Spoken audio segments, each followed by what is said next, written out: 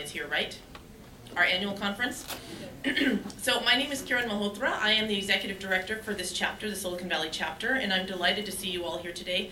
Thanks, first of all, to the chairs of this SIG, our program chair, and all the panelists for taking the time to do this. They created a great panel for you tonight.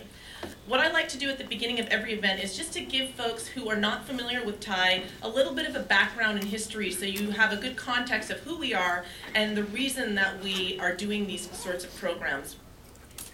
So we were founded right here in 1992 in the Valley by entrepreneurs who came to this country, mostly from the South Asian region, and they came here as immigrants and became extremely successful as entrepreneurs. And they started companies like Cirrus Logic and Sun Microsystems and some of the big companies that you remember in the late 80s and 90s. And they didn't have a lot of guidance or help in those days. And they said, you know what, it would be really great if we could come together and help other entrepreneurs succeed. Because we didn't have that support. And so that's what they did. They came together on a weekly or monthly basis, and they told their stories, and they brought other successful up-and-coming entrepreneurs to speak and share their experiences. And so here we are 19 years later with 57 chapters in 13 countries, and our sole mission and purpose is to foster and nurture entrepreneurs. And any entrepreneur is welcome at TIE. If you're thinking about becoming an entrepreneur, you're supporting one, anybody is welcome at TIE, and the focus is always on entrepreneurship and business. So that's kind of that's our mission. We have four major stakeholders. The first ones are our general members, which many of you are. Can I see a hand raise of members? Great. So that's our first category of stakeholder. Our second stakeholders are our charter members. Now, our charter members are invited to be part of this group. They are very, very successful entrepreneurs, very highly accomplished individuals. Most of the time, they're serial entrepreneurs. They're very high-level corporate executives or academics, and they are invited and nominated to be part of this organization.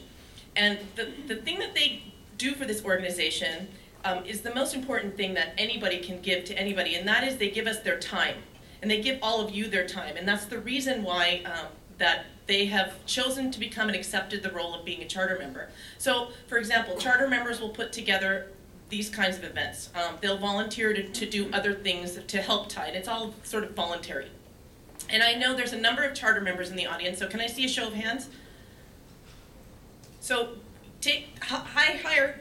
So don't be shy. So everybody take a look and see where they are. You should get to know these people because they are wonderful people, very knowledgeable, and they have wonderful connections and networks in the Valley. So go and find one and speak to them after this. Not right now. So what I'd like to do is there's a couple of charter members that I'd like to call out. Our board of directors is made up of charter members of TIE, and our president, usually he sits in the front. I'm surprised he's sitting all the way in the back. He's back there, Vish Mishra. He's been our president for a few years. So can you stand, Vish? Thank you. Everybody. And we also have our program chair of the board, Naveen Bisht, who is here tonight as well. And with the 7-member board of directors, all voluntary again, they provide fantastic guidance, structure, and oversight as far as the things that TIE does. And so our third category of stakeholders includes our sponsor community. And our sponsors, if the charter members are the backbone, the sponsors are the lifeblood. We owe them much for helping to support the programs of TIE, and we can't do these types of programs that we do without the support of our sponsors. And I know there's some sponsors here tonight. I know Morgan Stanley's here, Stan. I saw Surinder from IBM. I think Lightspeed and Silicon Valley Bank are both here tonight. But I had a slide. We have about 20 such sponsors from the VC community, from the service providers, from the corporates, and all of them, they support this ecosystem because they are attracted to the charter members and the members. And so we have created this fantastic ecosystem for everybody to partake of. And then I mentioned a fourth stakeholder. So the fourth stakeholder is actually a combination of all of the 3 stakeholders, and that's our volunteers. So all of the events we do, including the TIECon event, is only run by my 5 staff and 300 volunteers. And it is quite amazing that this conference, if any of you how many of you were at TIECon this year? So don't you find it rather amazing and that sort of conference of that magnitude, of that quality, can be put together without us hiring an event management company. I find that wonderful, and thanks to all of you who volunteered. I think you should give yourselves a round of applause. So TICON is just our big flagship event, but we do about 50 to 60 such programs like this throughout the year, and I've listed them here. We've got all of our forums, we've got our SIG groups across the 5 industry verticals, we've got our TI Institute, which is our educational sort of how-to boot camp for entrepreneurs. We have our networking mixers, we've got mentoring and our startup leadership program. We have our new program, My Story, and Naveen will talk a little bit about that in a minute. And I also wanted to highlight our other new program, which we launched in August of last year, TI Angels. So how many of you are looking for funding for your company? Seed funding. TI Angels. We have funded, since August, we have funded 8 companies to $4 million, and we're growing. We just had 4 companies present last night, and I'm sure at least 2 of those companies will get funded through TI Angels. It's quite amazing. The quality of the companies that comes to TI Angels and that gets through the filtering process is really quite extraordinary. So I would like to point out that I think only 2 members of the steering committee are Deepak and Naveen. Is anybody else here from TI Angel Steering? Well, he's the head angel, so you know he goes without saying. So if you would like more information about that, you can talk to these gentlemen afterwards. You can talk to me, or you can visit our website because the application process is all online and it's pretty easy. So I encourage you to do that. And finally, I would like to thank my small and mighty staff. Patricia, who you met, works on all of my programs, and like I mentioned, I have 4 of them in the office, and they work very hard to help move this big juggernaut along. So thank you very much to my team. And without further ado, I'm going to turn it over to Naveen. Thank you, Kiran. Good evening. Everyone looks so... So what? Anyway, let's give a big round of applause to our amazing group of panelists. That's good. At least we got some energy going here. My name is Naveen Best. I am the chair for TI Silicon Valley programs and also on the board. Accidentally, I got nominated this year, thanks to this. Then I said I have to do something. So what we started doing was we started looking at reviving programs, obviously under the guidance of our chief salesman, chief head, Mr. He doesn't get paid anything by the way. So all of us like this, and we are all volunteers, like our co-chairs and then all of people who are involved with TI. We really appreciate it very much, and we would like all of you to get involved and help. And the key mission of TI is around fostering entrepreneurship.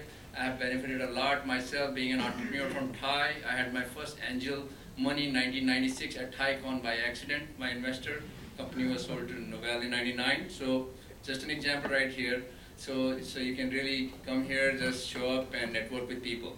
So without going more into that, what I wanted to talk about is some of the new programs we have introduced this year. One of them is My Story, which is to feature a successful entrepreneur who have exited his company recently, either sold or have gone public. So we launched it in March. We have had 3 very amazing entrepreneurs. In March, we had Sanjay Srivastava, who sold his company without taking any dime from venture capitalists. Sorry, our co-chair today, one of them is a venture capitalist. So for $320 million to Cadence last year. So that was one story, very inspiring. Then in April, we had Samir Arora, who's a serial entrepreneur. His company is called glam.com. I see a lot of ladies. Please check it out, glam.com. It's going to go public. I mean, I guess rumor. He didn't tell us. So he was here in April. Very good story, very inspiring for a lot of entrepreneurs. And then in May was all for TICON, so we didn't have one. We just had last couple of weeks ago another gentleman, Carl Mehta, who, without having any payments industry background, everyone said you can't do it. 50 VCs rejected him for his first round of financing. Sold his company called PlaySpan within 3 years for $250 million to Visa for this new digital payment business model he created. And now we've got 3 more lined up, very exciting ones. In July, one gentleman, Raju Reddy, again sold for one of the largest transactions to Hitachi in Hitachi's history, built his company to 2,400 people in services industry. So please, it's on July 12th. So if you're here, please show up. And then in August, another entrepreneur, serial entrepreneur, Anand is going to be here. He sold his company for rumored, because it's not announced, over $300 million to Walmart. Again, can you imagine selling these companies built in 4 or 5 years to these traditional type of companies who would just go by business models and won't pay you a single dime, right? For entrepreneurs. So anyway, so they will be here. So so that's one of the exciting ones, which is I think very inspiring. So please see if you can attend one of those. And now what I would like to do is, we used to call this program, energy program, Clean Tech before, which was started by Andrew Chung of Lightspeed Venture Partners, who is focused in clean tech investments, and Dharmesh Thakkar for last over 4 or 5 years. But recently now we've got our 2 new co-chairs who I'd like to introduce. One is Armando Parker sitting here. He'll be the host and moderating the panel. And Armando is a general partner at Apex Venture Partners based out of Chicago, and kindly accepted to be the co-chair for energy program, flowing right from there today.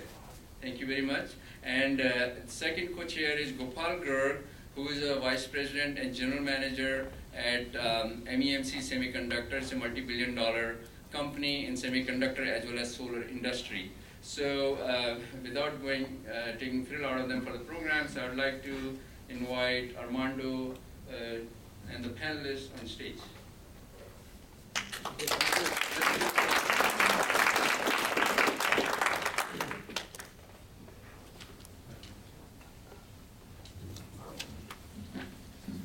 Thank you, Naveen. Thank you, everybody who came here. It's very exciting to be part of the Thai Energy Group for 2011. We have, with Gopal, we're looking forward to a lot of very interesting programming, and we also be interested in getting any feedback in terms of what topics you would like to hear in terms of potential panel discussions. But today we're going to talk about data centers and energy management in the data centers. And so first I'd like to ask the panel to introduce themselves and tell us about the companies that they have started.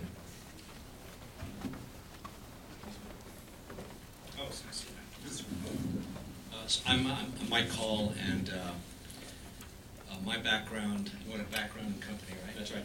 I am the CEO of Centilla, have been so for about a year now, and my background, basically, I've done 3 startups in a row, took a little time off, and then went back to Centilla. Before that, I was with Oracle as a VP of Marketing and VP GM of their technology, advanced technology division.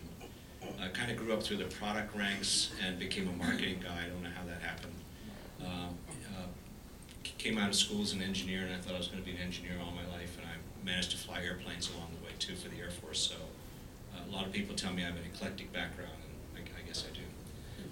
Centilla, more importantly, has developed a very unique approach to managing energy in a data center. And why do we do that? Our view of the world is that a data center is really a factory. If you think of it as a factory, it produces data, content, bandwidth, whatever that output is. But the problem with data centers is they consume a lot of raw materials just like any other factory. And they have a disparate amount of data, massive amounts of data that are partial, distributed, and real time. And essentially people that operate data centers don't have any view of what it's costing them to produce the widgets that come out of that factory. Where, by the way, the most expensive raw material going into that factory in the bottom side is energy, and it's also the most, not only the most expensive, it's the most limited.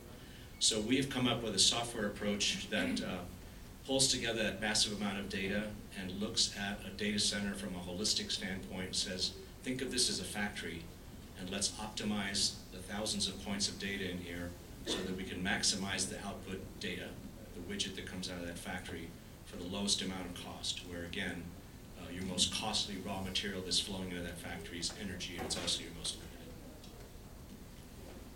limited. Hi, I'm Cliff Fetterspiel. I'm the founder, president, and CTO of Vigilant. which is a company that sells energy management systems for the cooling assets in data centers.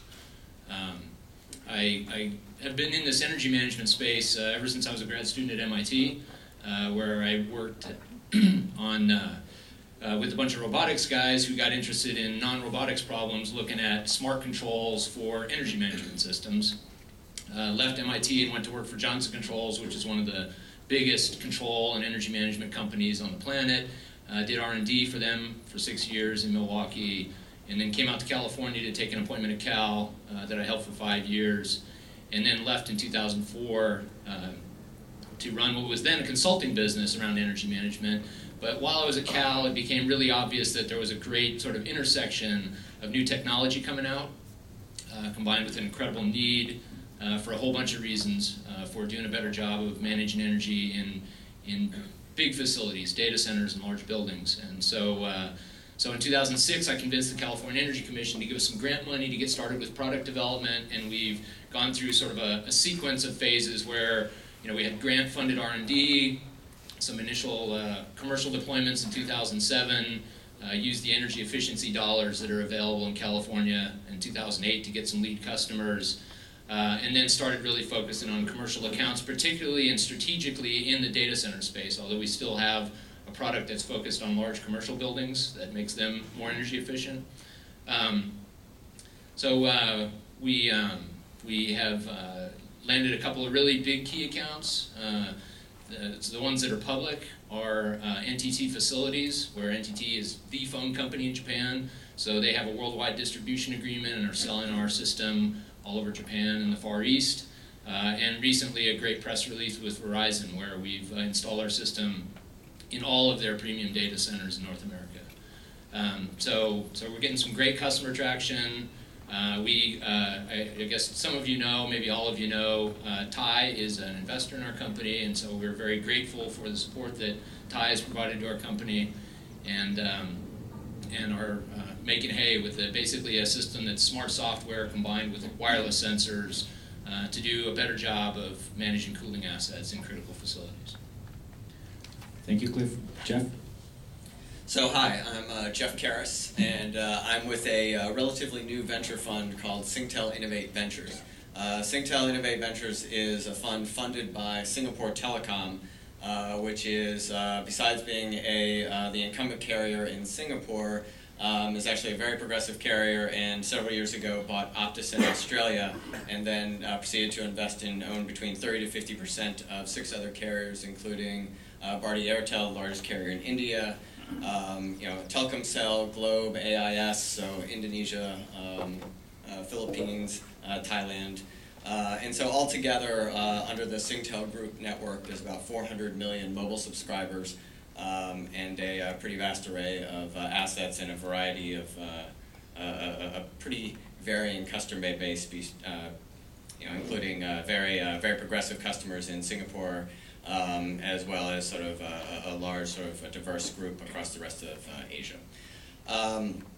The new fund was created about 9-10 months ago, $150 million fund, and the purpose of this was to find really interesting, innovative technologies that can make the data center, make core networks better, faster, cheaper, and also improve and find interesting technologies that can run on top of those networks. We've come out of the chute, pretty aggressively, and so far this year we've made about 7 investments worldwide, about 4 in the U.S., some of which I can talk about and some I can't, and we have a few more on the way. And so my background, I've been a venture capitalist for about 10 years. Again, just recently starting here with Singtel Innovate. Before that, I was on the operating side and spent a number of years at Sun Microsystems, where I helped start the division and run a division there. Good evening. My name is Michael Cohen. I'm an entrepreneur and a recovering venture capitalist. Previously, before founding Advanced Data Centers in 2007, I was a managing partner of Global Crossing Ventures. And the investment thesis for Advanced Data Centers really germinated out of a lot of those discussions. And fundamentally, it was locating data centers in places that they should be located, areas with low-cost power, limited risk of natural disaster, and also building data centers that have a high degree of energy efficiency that accommodate the types of customers that we're seeking to go after. So specifically, we focus companies in the healthcare, financial services, and media and entertainment verticals. And from a really holistic perspective, our objective is to build highly energy efficient data centers that cater to more of a wholesale data center customer and deliver a low total cost of ownership experience to our end users. Okay, great. As you can see, we have quite an illustrious panel of experts in the data center. I think it would be very useful to have a baseline on today's data center. I remember when I was growing through the ranks and before I became venture capitalist, and I remember a data center used to be a raised floor and a bunch of storage and servers, but now we hear about Google having these hyper data centers, which are huge. We hear about containerized data centers. There's many trends on the data center design side. So maybe I think it would be useful for the panel to kind of tell us, what is today's data center like? It's not your usual just room with a bunch of machines in it. So Michael, could you start that off? Well, I think data centers come in all shapes and formats, and it really depends what the end user or what the specific stakeholder is looking for in a data center. Some companies need to have their data center that's located in their specific office building within a certain geographic parameter, and there's different premiums placed upon different characteristics. You're right, you cited Facebook and Google and groups like that. I think Google spends upwards of $500 million a quarter building out data centers. There's a number of companies that certainly don't have that type of financial resources, and the type of data center that a Google or a Facebook would build isn't necessarily the same thing that a financial services company or a healthcare company would build. And that has to do with what is the cost of downtime. So I think you're looking for what are some of the specific attributes of a data center. That's right. For instance, we're building a data center that does not have raised floor.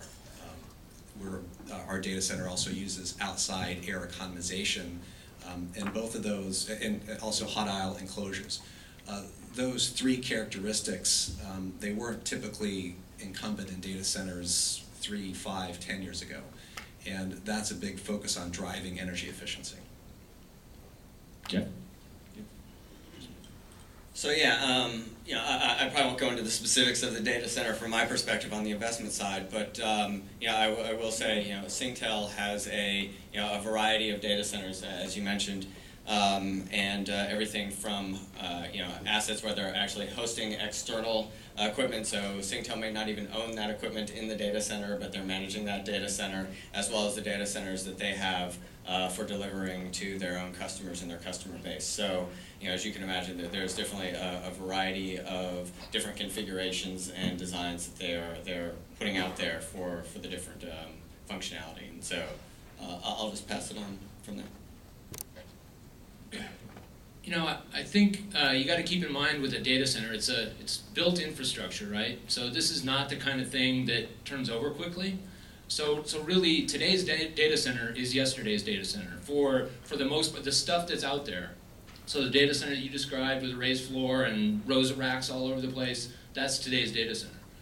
Almost every one of our customers has a data center that pretty much looks like that.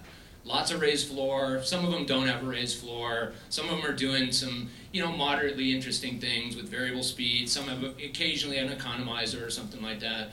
But data centers are buildings, and buildings, take a while to sort of refresh. It's not like servers that get refreshed every 2 or 3 years. So that's why, we've, as a company, we've really focused on making sure that we have a product that can address data centers as they exist today, as well as data centers of the future. There's a lot of really interesting things going on with new data centers. The Facebook design, using lots of outside air, making sure that all of the stuff that's in there is variable speed and highly efficient. That's what's happening with data centers that are going in today. But if you just looked at the portfolio of data centers out there, I think what you'd find is that they look a lot like the data centers of 12 years ago, because That's when they were built. Now, I believe IBM has introduced a containerized data center, and some other people are starting to talk about pre-built modular data center that you can order and have it drop shipped to you. So it's data center in a box. Any thoughts on that? What does that do for the industry?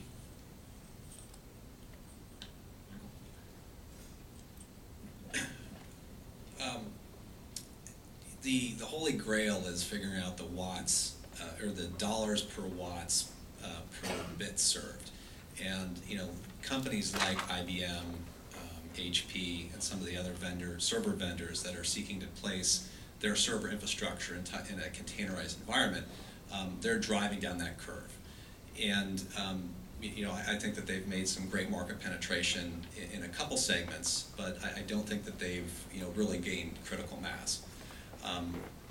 From my perspective as a developer and trying to deliver a low total cost of ownership product to our wholesale customer, a low dollar per megawatt build cost is very important. And there is a very strong potential for containerized data centers to adopt to that. But again, the types of customers that are akin to containerized data centers are not. I mean, there's different customer constituencies, and there's not a one-size-fits-all solution. Just briefly, can maybe one of the panel describe what, there's a very specific term that's being used now for data centers called PUEs. And what does that mean for us? PUE is total watts used by the data center divided by the amount of wattage used by the IT equipment that's in the data center. And it seems like a good, effective measure of merit, right? But I can take you through a half a dozen slides that dispute why that's not the only way to look at the world. Because you're not really looking, you could wire up the data center in such a way that you get great PUEs, but you're still not effectively using the amount of power to generate the amount of bits that you want to drive out the backside. So there's several measures of merit that probably are better than PUE. Didn't mean to take you down the wrong path there, but Oh, that's fine. but that certainly is a measure we see all the time and we hear about all the time. It just is, in our view, we continue to think of data centers as factories, and we continue to think of, well, if that's the case, then you ought to think about what's the dollar per bit, or if you're Google, what's the dollar per content, or rather the dollar per search, or the dollar per content, or the dollar per bandwidth. And I think there are better ways to measure what you're really getting out of a data center. No, I was just asking a question. Are you saying that you think there's more defined measurements, that there's measurements that go more sort of micro level, or are you saying that the PUE is misleading? Yes, because PUE is what you see in all the literature. If you ever read anything about data centers, it's 1.5 is the measure. It seems below 1.5 you're green, above 1.5 you're not green. It's very simple press. Green or not green, but what's the dollar cost for every bit coming out the backside? It doesn't measure that. So I'm not saying it's wrong. I just think it's overstated as a measure of merit for what a data center produces. And to your question, we go to customers a lot of times and we talk about this, and I've heard some of the more advanced customers thinking about this, and they said, yeah, we think about it as compute per watt, or dollar per watt. Dollar per bit per watt. To Michael's point, and so I think just by itself it's not the right measure. I will also just add something that Cliff said about the modern data center, and today's data center in 24 hours becomes yesterday's data center. I think we all have moved into new houses somewhere along the way, and we start out with a garage that's nice and clean, and it's orderly, and how many people a year later can walk into a garage and it looks that way?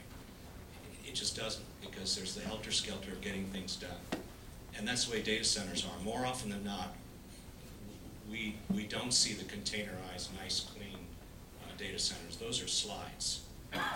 Those are things that people talk about and present, and it's in Business Week and so on. We go to customers, and I bet you do too, and we see wires hanging out all over and servers shoved in here, and literally, literally, in the evening, fans being moved from that end to that end because the heavy processing's going to happen in the afternoon, and then back over there in the morning. And it's a hodgepodge. It's helter-skelter, and we call that sort of infrastructure sprawl. It's easier to just keep shoving stuff in there. And I'm saying this in the spirit of you keep shoving stuff in there, you can still work your POE until it sort of comes out 1.5. But you can work it all day long. But that's why I say, it gets away from you. The measure will be okay. You say, look, I'm green. I'm good. Well, being green is probably the biggest measure, right, for everybody. Earlier, Michael had talked about location as being one of the key aspects of data center, and also design. Clearly, you have to design your data center correctly and locate it. But there's a lot of localities are having issues with their location because they are where they are. And one of the biggest issues is that they're limited. They can't grow because there's only so much power coming into the building. And it's happening in Europe in certain locations. It's happening in New York City. If you want to build a new data center in New York City, you have what's coming into the building. So that brings us to the issue of load management. You have a certain amount of power coming in, and you have to do with what you have. So Mike, can you tell us the different approaches that people are using towards load management and start us off? I'll tell you the approach that we use, and we've seen used well. I'll talk about some non-optimal ways to do that as well. Competitors. I'm glad you said that. We think of the data center as we sort of the total view, and that's the way you should load balance. So on the not so good side, we hear people say, well, I'm going to manage the load over here, whether it's in a server or whether in the cooling environment. And we step back and watch them do that. But the trouble is, once you tweak one thing, you might have turned the thermostat up here, and therefore your watts have dropped, but your server fans are running longer. And so load balancing to us is not a point game. It's a total solution game. You should watch it all the time. You should watch what's going on. We see servers that are underutilized by vast amounts and unknown to the user. And if they just tweak one thing, something else goes up. So it's really kind of a constant game of balancing across the board. It's sort of optimization, a look at the big picture, and it becomes more complicated, by the way, as we just turn the corner on virtualization, because the load utilizations are different down at the application. I've heard that a lot of server utilization is around 25 to 30%. Is that what you're seeing? Well, yeah, about 25%, and everyone knows that a server that is not doing anything is still consuming 65% of its power. So that's not great. And now there are other approaches, right? There's some people who want to turn the servers on and off, as opposed to, maybe Cliff or Jeff, can you talk about those approaches? Well, turning things off is a great idea. Saves a lot of energy, but of course you can't just sort of willy-nilly shut stuff off in a data center. I'd say, for our customers, one of the key things that we provide for them, the way that our system saves energy is by shutting things off, but it does so in a smart way. There's similar kinds of things that you can do on the IT side of the data center, and there are customers, both well-established ones and startups, that are selling systems that will move load around in the data center or turn servers off that don't need to be on to match the application load at this moment in time. But I think that IT customers have quite a bit more heartburn with shutting servers off than the facility infrastructure guys have with shutting off cooling, because the IT load can change really fast, and it's sort of like the core. It's like the reason that the data center exists. And so if those servers aren't there to serve that application, that's a really, really big problem instantaneously. Whereas if you shut off a little bit too much cooling, you got time to sense that it's not not quite right and have a system automatically bring it back online. So what we find is a much better result by looking at turning things off or turning things down on the cooling side than on the server side. That's not to say there's not a great opportunity, and I think in the long run you're going to see that on both sides of the data center. It's just going to take people, I think, longer to get comfortable with doing that with servers than it is for cooling systems. Yeah, I agree 100% on that last point, that I think down the road, long term, you may see automated control, but I'm a skeptic on how fast that occurs. I had a conversation with a guy at a very large internet company, works in the data center there, and we were talking about different servers, and he's like, I've got servers that I'm almost positive that they're not being used at all, but I'm not going to turn it off. So you're coming from that type of mentality to giving them a solution that's going to automatically turn things on and off. I think that behavior is very slow to change. I mean, especially if you think about the mantra for the data center for many years was uptime, and keep the data center up, and that was everything you heard. It's only been more in the last several years where I think you've got a lot more people that are starting to balance that with cost efficiency. So behavior takes a long time, even if the technology is there to work correctly. Michael, what have you seen from your customers? Do they want to turn the servers on and off, or they want to do some balanced load management, both? Well, from the perspective of an operator and developer, I mean, first of all, we're big fans of Mike's company, and moreover, we're also big fans of virtualization. And what we'd like to do is see consistent distributed load within data centers that allows us predictability. And being able to manage predictability, increasing the utilization of the data center actually is what drives higher efficiency from our facility. Being a large wholesale provider, we're using big blocks with respect to cooling and backup generation and UPS systems. So the higher degree of utilization we can get out of that, the higher degrees of efficiency that we can provide to our customers. Okay, very good. So it seems that when you look at your options for managing a data center, one clear option is load management, which we discussed, and another option is cooling, which Cliff began to discuss. And we've heard already a couple of options for cooling. So one is open air cooling, and maybe it'd be interesting to hear about that. And we talked, there was a mention of Facebook, and one of the things that I read was that Facebook spritzes water on the incoming air into the data center, which I thought was really very different, to increase the humidity inside the data center. What does that do, and what are the different options that we can have for cooling management, and what are people doing? Well, so there are differences between cooling management and the mechanism for cooling. So the use of outside air, or the use of evaporative cooling, which is evaporating water into the air to cool, is sort of like the mechanical way that you produce cooling. But then there's like, how do you manage it? And I would say that what we see amongst our customers for the most part is that how they manage it is ad hoc. The way it's delivered is actually not so ad hoc. The most common thing in a data center is the sort of design that you had 12 years ago with specialized cooling units that either use vapor compression directly inside the unit, or a chilled water plant that has vapor compression out in the backside of the data center. But you have some kind of cooling fluid that gets heat out of the data center that's in a big metal box. The way they normally manage those is there's really like two ways: manual, or almost manual, or ad hoc, where each site could be a little different. Maybe they use the local building controls contractor to put together a system for that site, and then the next site in the next state over has got a different controls contractor and a different controls vendor.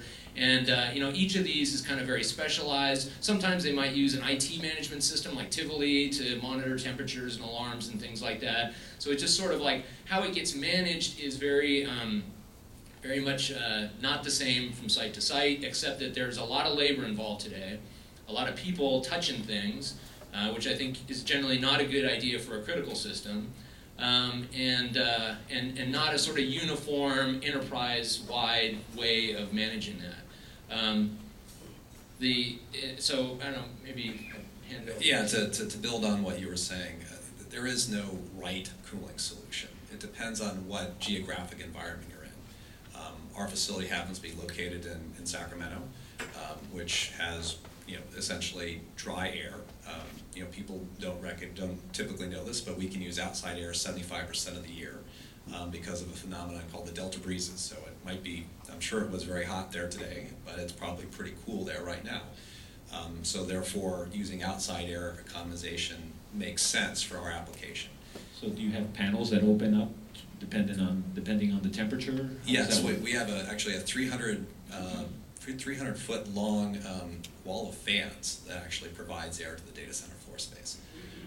But just to, I guess, sort of build on yesterday's data center versus today's data center, we're doing some unique things that we've recognized actually very recently that hot air likes to rise.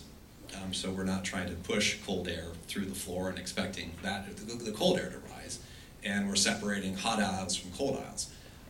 Oftentimes when you visit a 10-year-old enterprise data center, by just adopting some of those very basic elements of cooling or airflow management, you're able to save to maybe surpass a 1.5 PUE. So there's a lot of options, but again, it depends on where the data center is located, what type of building you have to work with, and also, of course, what's your budget and what you're projecting as your critical or IT load.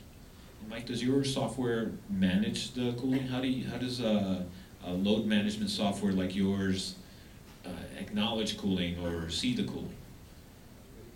Well, we provide visibility about the cooling, and we combine that with data about what's happening in the servers, what's happening in the applications, and how much power is being consumed across the board. We don't automatically do anything, to the point made earlier about nobody wants us to do that. And we don't facilitate opening or closing of anything. But we'll point out areas where there's a room for improvement. And so that's sort of a human interactive way of looking at a dashboard and saying, aha, so during this time of day, just to expound on that, perhaps it's better to open up those fans an hour earlier, and we'll get more bang for the buck that way. Or we know that if the delta breeze is like so, and the temperature's here, that there's a way to optimize when those things open and close. So that's the kind of approach we can take. Are you seeing any kind of approach that is predictive based on weather? Hot day, cold day, I'll do something different in my data center? Well, our product itself is predictive. So that's basically how it works, how it makes decisions, is it has the ability to predict what happens when it makes a change to the data center. So if it turns something off or turns something down, changes the flow rate, changes the temperature setting, it has the ability to predict the impact out on the data floor of doing that, so that it can run lots and lots of what if scenarios and figure out the best combination of units to run and how to run them to use the least amount of energy. Okay, so I think you've heard now that one option, the first option that we could have done for optimizing on a data center was managing the load. The second option is to deal with different design aspects of cooling. And then, of course, the next thing we could do is look at the items inside the data center themselves. And there's been a lot of activity there, basically a revolution.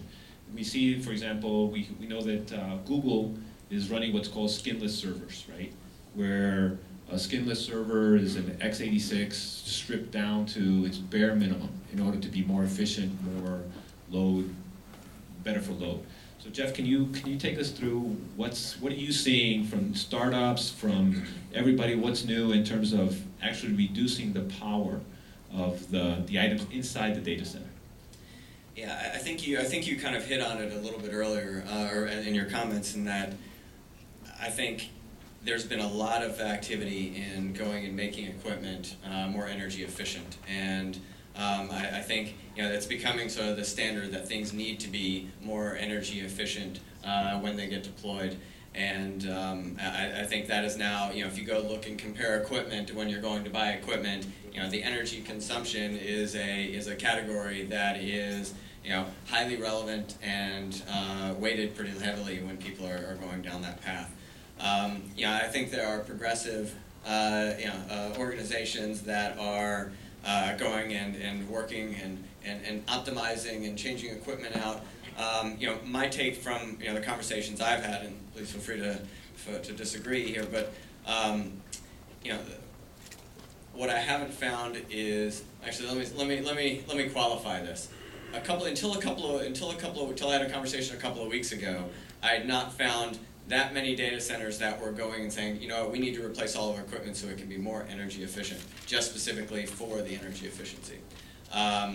A couple of weeks ago, I did have a conversation with my colleagues at Singtel where they actually were looking to use energy as a proxy for finding the legacy equipment that they should replace. But what I have found is that it becomes another element to the equation. So we need to upgrade our equipment, and by the way, this stuff, the energy efficiency of the equipment we have is low. So that's a piece of the equation.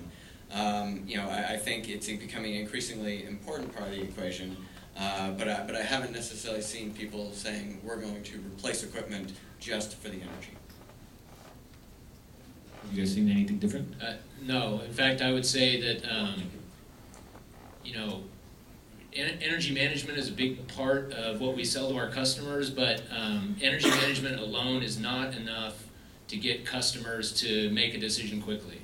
It's all the other things that our system allows them to do to, manage and reduce maintenance costs, to manage resiliency and uptime, to make sure their data center is running better. That combined with something that will pay for itself on good energy savings is really what gets people interested in making a decision.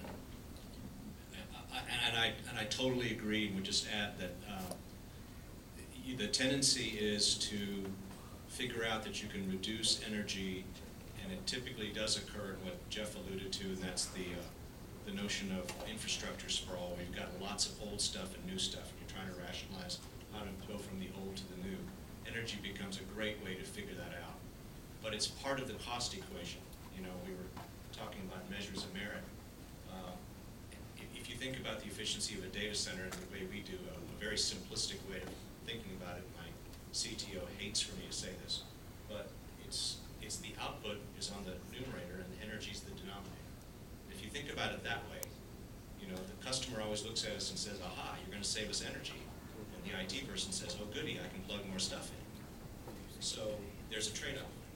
But typically what started this conversation was new equipment. New equipment is more energy efficient, and it gives you more information about how to manage that.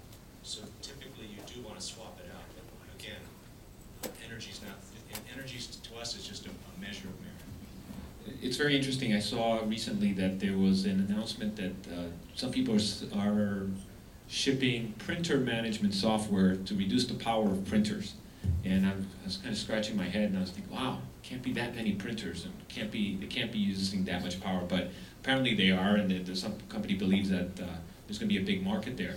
I also saw a recent view, and I'd like the panel's view on this, that EMC bought Data Domain for about $2.3 billion. HP bought 3PAR for $2.4 billion, and those were being categorized as energy related because Data Domain reduces the footprint of data storage. I mean, the backup data, and then 3PAR allows multi-tenancy, which again reduces footprint, and those are new things that HP and EMC didn't have. And to me, I was thinking, wow, those are $2 billion exits if you can believe that they're power related, I mean, to some extent. So I'd like to get the panel's view is, do you agree with that view that these are big exits driven by power, or is that just somebody being an apologist for the green movement? I don't know if I can comment on that, but I think Mike made a great point. What we're trying to solve here is marrying the IT and the IT executive with the facilities executive. And for a long time, there's just been a cavern of disagreement between what they're doing. And I think the data center of the future, or hopefully in the case of our data center, the data center now, is trying to look at what is it that how can we get these two diverse constituencies to agree on something? There's two industry metrics that we should probably throw out there and maybe get some of your guys' opinion on. The first is data center tiering. For those who don't know, data centers are are rated tier 1 through 4, 4 being the highest level of tiering, 1 being the lowest. Most of the industry builds towards tier 3, which means concurrent maintainability. So you can take any system offline and still have the primary system as well as the backup. From a data center developer perspective, the costs of building that are incremental. So it costs almost double to build a tier 4 data center as build a tier 3 data center, and so on. Some of the advances that you see in the IT world are that with distributed computing, and again, that's the model that groups like Google and Facebook and the people that have the capital to build multiple data centers in multiple areas, they're able to spend less on building data centers because they can push load from area to area. That's one important element. It's something in terms of things that keep us up at night. That's something that's important. The second is driven by, in many cases, the server vendors, the air conditioning vendors, and that's called ASHRAE. And ASHRAE mandates the temperature and humidity that's required in any data center. And as a data center developer, and I work with our partners, from the cooling infrastructure side, trying to maintain that particular temperature and humidity.